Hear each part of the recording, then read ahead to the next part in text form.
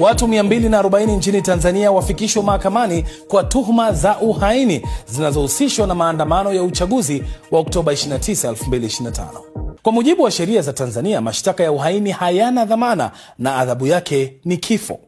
Wengi wa wale waliofikishwa mahakamani ni vijana, na miongoni mwao ni mfanyabiashara Jennifer Jovin almaarufu kama Nifa, anayeshtakiwa kwa uchochezi wa kuhamasisha umma kununua barakoa za kuzuia moshi wa kutoa machozi wakati wa maandamano ya kupinga uchaguzi.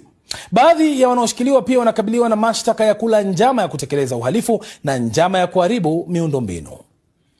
Hii hapa kauli ya wakili wa washtakiwa Peter Kibatala. Kuna makundi matatu katika mahakama hii ambao wanashtakiwa na hayo mashtaka ya uhaini. Ni mazito.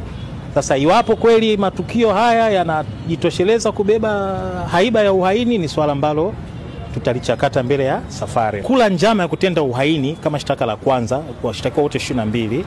Halafu mshtakiwa wa pili mpaka wa 22 wameshtakiwa kosa la uhaini kwa sababu pamoja na mambo mengine waliharibu miundombinu mali ya serikali.